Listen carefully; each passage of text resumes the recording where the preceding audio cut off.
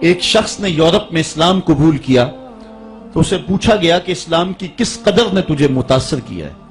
تو وہ کہنے لگا کہ سیرت کا صرف ایک واقعہ میری ہدایت کا سبب بن گیا۔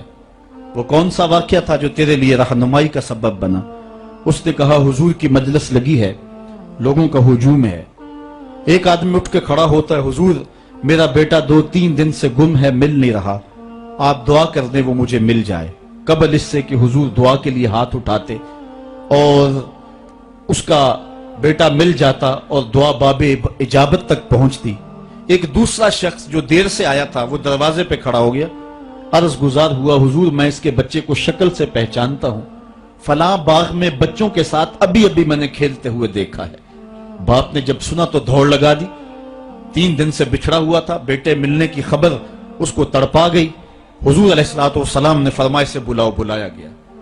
فرمایا بہت جلد ہے؟ جی حضور آپ جانتے ہیں کہ ایک باپ کے جذبات کیا ہوتے ہیں، بیٹا بچھڑا ہے، 3 دن گزر رہے ہیں، الگ تڑپ رہا ہوں، اس کی ماں بے چین ہے، 3 دن سے کچھ کھایا نہیں، کچھ پیا نہیں، میں چاہتا ہوں بہت جلد جا کے اپنی آنکھوں کو ٹھنڈا کروں اور اس کی ممتا تک اس کے بیٹے کو بھی پہنچاؤں تاکہ اس کے دکھوں کو بھی قرار ملے۔ فرمایا ضرور جاؤ، تمہارے جذبات سے اچھی طرح آگاہ ہوں، لیکن تمہیں بلانے کا بھی ایک مقصد تھا، اور وہ یہ کہ جب تم اس باغ کے کنارے جاؤ اور بچوں کے ساتھ بچے کو کھیلتا ہوا دیکھو تو اس کو بیٹا کہہ کے آواز نہ دینا، بلکہ جو نام رکھا ہے اس نام سے پکارنا۔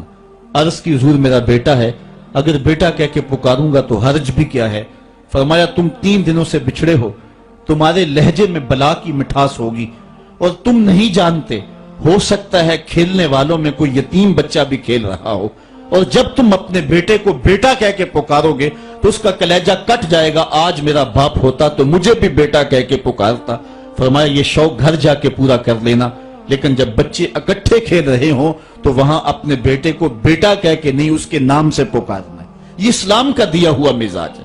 بیوہ کے سامنے اپنی بیوی سے پیار نہ کرو، غریب کے سامنے اپنی دولت کی نمائش نہ کرو، بلکہ حضور نے یہاں تک فرمایا اپنے گوشت کی خوشبو سے غریب ہمسائے کو تکلیف نہ دو، یا تو تھوڑا سا پانی زیادہ ڈال لو اور شوربے کی ایک پیالی غریب ہمسایوں کے گھر بھی بھیج دو، اور اگر ایسا نہیں کر سکتے تو ایسے زاویے میں ایسے وقت میں کھانا پکاؤ جب غریب کے بچے سو چکے ہوں، چونکہ اگر غریب کے بچوں نے ضد کر لی اور غریب استطاعت نہ رکھتا ہوا ان کی ضد پوری کرنے کی تو بتاؤ ان بلکتے ہوئے بچوں کو چپ کون کروائے گا؟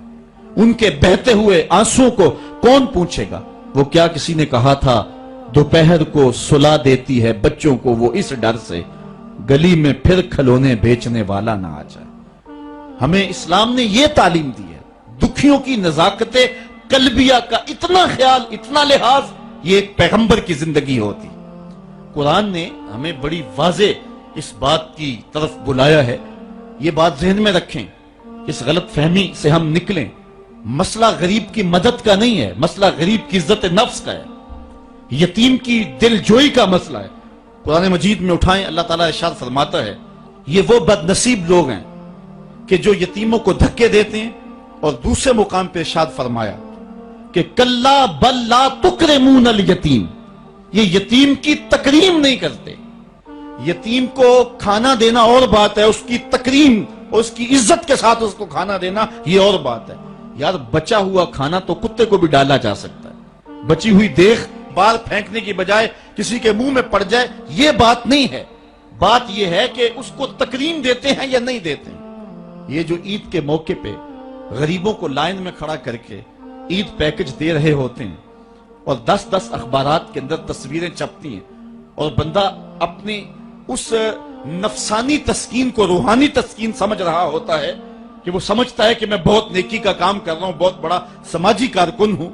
ذرا غور کرے کہ اس نے غریبوں کی غربت کا مذاق تو نہیں اڑایا؟ اس لائن کے اندر جہاں غریب، یتیم اور لاچار کھڑے ہو کر کے تصویریں کھچوا رہے ہیں، اگر اس کی بیٹی کو اس لائن میں کھڑا ہونا پڑتا تو اس کے جذبات کیا ہوتے؟ اس کی بیوہ بیوی ہو جائے اور اس کو اس لائن میں کھڑا ہونا پڑے تو اس کے جذبات کا عالم کیا ہے؟